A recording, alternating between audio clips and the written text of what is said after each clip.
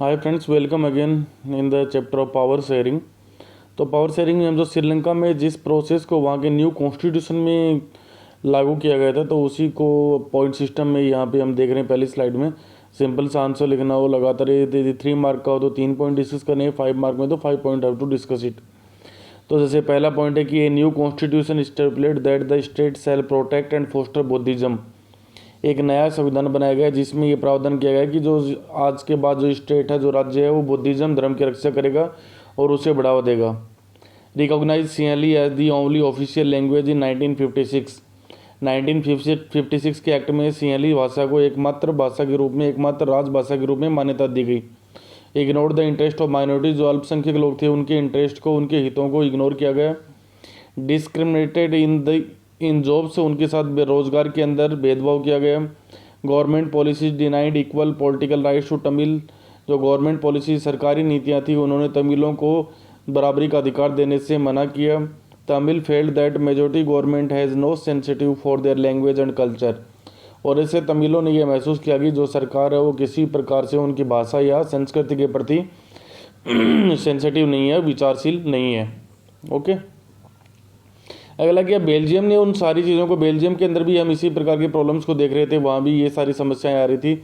तो बेल्जियम ने इन सभी प्रकार की समस्याओं को अकोमोडेट कैसे किया, उसने इनका क्या क्या समाधान निकाला, अब हम उसको डिस्कस कर रहे हैं। The Belgian leader took different path, उन्होंने श्रीलंका की बजाय एक अलग रास्ता चुना। They recognise the existence of regional differences and cultural diversities, उन्होंने एक्सेप्ट किया कि हमारी कंट्री में बहुत सारी भिन्नताएँ हैं, बहुत सारी हमारे यहाँ पर संस्कृति की विविधताएँ हैं। बिटवीन 1970 एंड 1993, 1970 से 1993 के बीच उन्होंने अपने कॉन्स्टिट्यूशन में 4 बार अमेंडमेंट किया, यानी अपने संविधान में उन्होंने 4 बार बदलाव किया। So as to work out an arrangement that would enable everyone to live together within the same country, ताकि सभी लोग भाईचारे के साथ एक ही देश में आराम से रह सकें। पहला काम उन्होंने ये किया कि constitution prescribe that the number of Dutch and French speaking minister shall be equal in the central government, कि जो सेंट्रल गवर्नमेंट होगी, सेंट्रल गवर्नमेंट में फ्रेंच और डच बोलने वाले जो लोग हैं, वो जो मंत्री हैं, उनकी संख्या इक्वल होगी। भले ही डच लोग हैं उनकी संख्या ज़्यादा थी पूरे कंट्री में, फ्रेंच लोग, डच हैं वो 58% थे, फ्रेंच लोग 40% थे, लेकिन फिर भी उन्होंने ये डिसाइड किया कि दोनों की संख्या बराबर होगी। Many powers of the central government have been given to the state governments of the 2 regions of the country, जो 2 रीजन थे जिसमें कि एक में डच मेजोरिटी के लोग थे, एक में फ्रेंच मेजोरिटी के लोग थे, तो सेंट्रल गवर्नमेंट की ज़्यादातर पावर इन दोनों रीजन्स को सौंप दी गई। The state government are not subordinate to the central government, अब जो स्टेट गवर्नमेंट थी, राज्य सरकारें थी, वो सेंट्रल गवर्नमेंट के सबऑर्डिनेशन में काम नहीं कर रही थी, बल्कि वो उससे ज़्यादा पावरफुल हो रही थी। Brussels had a separate government in which both the communities have equal representation. साथ ही जो दिक्कत ये हो रही थी कि ब्रुसेल्स के अंदर जो कैपिटल सिटी थी, वहाँ पर 80% फ्रेंच थे, 20% डच लोग थे। तो इन दो डचों की समस्या को प्रावधान करने के लिए किया गया कि ब्रुसेल्स के अंदर एक सेपरेट गवर्नमेंट बनाएगी। कैपिटल सिटी ब्रुसेल्स में एक ऐसी सरकार बनाएगी जिसमें कि फ्रेंच और डच दोनों को इक्वल रिप्रेजेंटेशन दिया गया, दोनों को बराबरी का प्रतिनिधित्व सौंप दिया गया। The French speaking people accept equal representation in Brussels because the Dutch speaking people has expected equal representation in the central government. अब ये सारा काम इसलिए हो पाया क्योंकि फ्रेंच लोगों ने जहाँ पर ब्रुसेल्स के अंदर जो इक्वल रिप्रेजेंटेशन है उसको एक्सेप्ट कर लिया, तो डच लोग जो की संख्या में ज़्यादा थे, तो उन्होंने फ्रेंच लोगों का जो रिप्रेजेंटेशन था उसको एक्सेप्ट किया सेंट्रल गवर्नमेंट के अंदर। तो यानी कि यहाँ पे ये नहीं कि किसी माइनॉरिटी है तो उसके ऊपर कुछ ज़बरदस्ती, कुछ फोर्सफुली किया गया है, मेजोरिटी अपनी पावर का यूज़ कर रहा है। यहाँ पे कुछ अधिकार माइनॉरिटी ने छोड़ दिए तो कुछ अधिकार मेजोरिटी वालों ने छोड़ दिए, तो जिससे कि दोनों भाईचारे के साथ रह सकें। देखो, काम तभी होगा जब दोनों आपस में एक दूसरे के साथ मिलजुल के काम करेंगे। एक हाथ से बोलते हैं ना, ताली कभी नहीं बजती है। Apart from the centre and the state government there is a third kind of government. Centre और स्टेट के अलावा यहाँ पर एक तीसरी प्रकार की सरकार भी बनाई गई। इस सरकार को बोलते हैं कम्युनिटी गवर्नमेंट, यानी सामुदायिक सरकार। The community government is elected by the people belonging to one language community, Dutch, French and German speaking. जो कम्युनिटी गवर्नमेंट है, इसको डच, फ्रेंच और जर्मन लैंग्वेज बोलने वाले सारे लोग मिलजुल कर चूज करते हैं। No matter where they live, और इसे कोई मतलब नहीं है कहाँ वो रहते हैं, देश के किसी भी पार्ट में वो रहते हैं, वो सारे मिलकर इसको चूज करते हैं। और ये कम्युनिटी गवर्नमेंट क्या करती है, ये कम्युनिटी गवर्नमेंट उनकी कल्चरल, एजुकेशनल और लैंग्वेज रिलेटेड इश्यू को डील करती है, यानी कि उनके सांस्कृतिक, शैक्षिक और भाषा से संबंधित जो भी डिस्प्यूट्स होते हैं तीनों के, जर्मन, फ्रेंच और डच के, उन सबको सॉर्ट आउट करने का काम ये कम्युनिटी गवर्नमेंट करती है। When many countries of Europe came together to form the European Union, जब बहुत सारे यूरोपियन कंट्रीज एक साथ आए यूरोपियन यूनियन का निर्माण करने के लिए, तो Brussels was chosen as its headquarter. तो ब्रुसेल्स को इसका मुख्यालय बनाया गया। European Union parliament is located in the Brussels. Belgium की जो कैपिटल सिटी ब्रुसेल्स है उसी में यूरोपियन यूनियन का संसद भी स्थित है। In Belgium the leaders have realise that अब ये कि बेल्जियम और श्रीलंका में क्या डिफरेंस हुआ। तो बेल्जियम में जो लीडर्स है उन्होंने ये रियलाइज़ कर लिया कि देश की यदि एकता को हमें रखना है, देश को एक रखना है, तो हमें जो अलग अलग जो सोशल ग्रुप्स हैं, जो डिफरेंट कम्युनिटीज़ हैं, जो रीजन्स हैं, उनकी फीलिंग और इंटरेस्ट के ऊपर ध्यान देना होगा। ये नहीं कि हमें उनको सप्रेस करना है। इसलिए उन्होंने इस प्रकार का अरेंजमेंट किया जिसमें कि पावर शेयरिंग हो सके। तो बेल्जियम की जो सरकार थी, बेल्जियम के लीडर्स थे, उन्होंने सोच लिया था जब तक हम एक दूसरे के साथ पावर शेयर नहीं करेंगे हमारे कॉन्फ्लिक्ट्स कभी भी सॉर्ट आउट नहीं होंगे। लेकिन श्रीलंका में इसका एकदम कॉन्ट्रास्टिक काम किया गया। श्रीलंका में इससे एकदम विपरीत काम हुआ।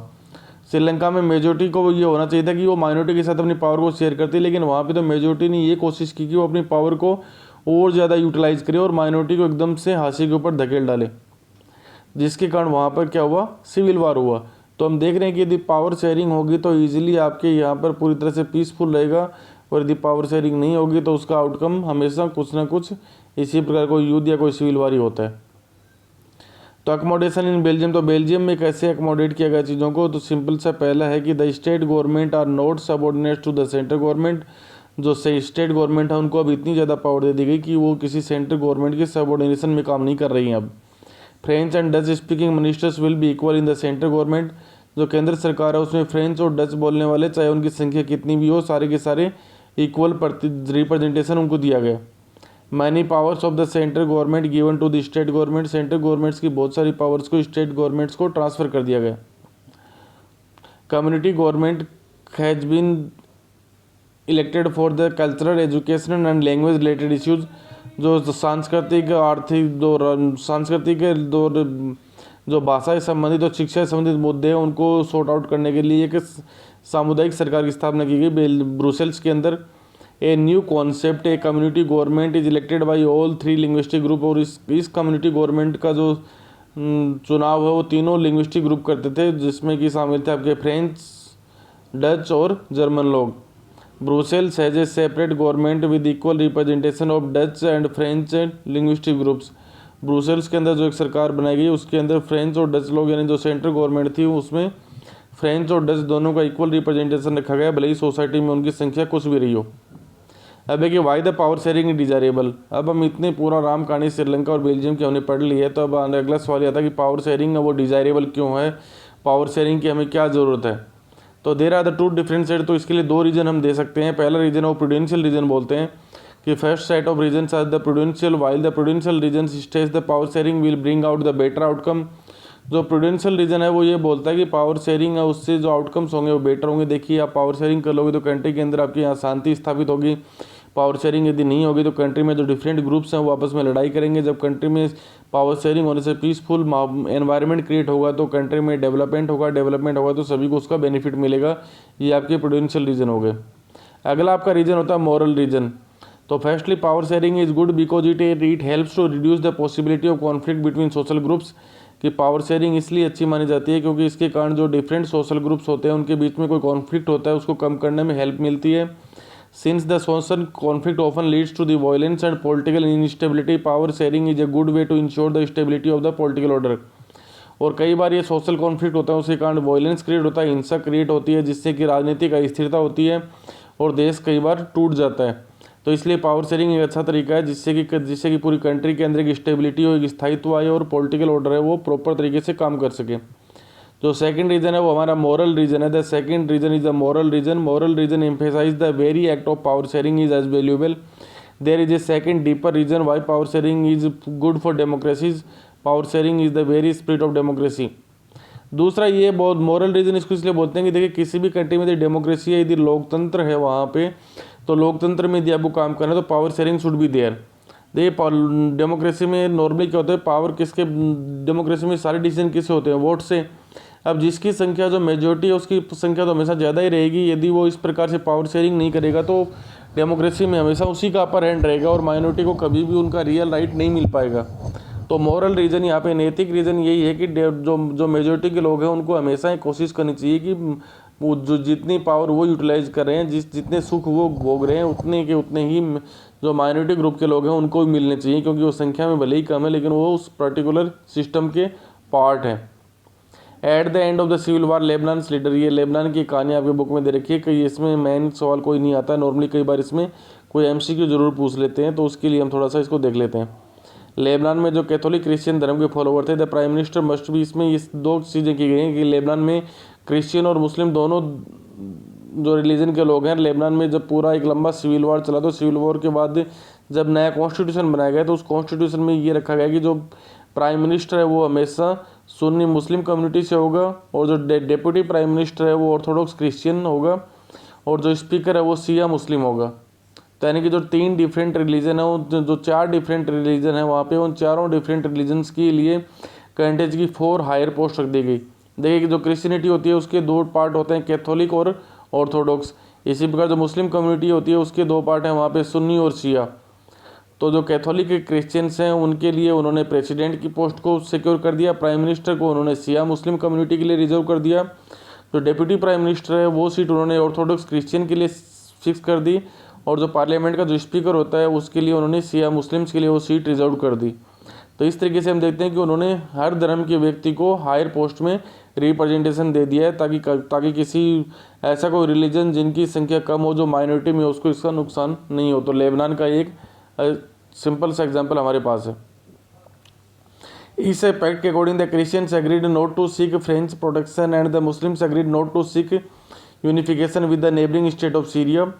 अब इसमें है कि जो क्रिश्चियंस थे वो लगातार फ्रेंच के पास जा रहे थे हेल्प के लिए अपनी कंट्री के खिलाफ, मतलब बगावत करके, और मुस्लिम लोग थे वो सीरिया के पास जा रहे थे।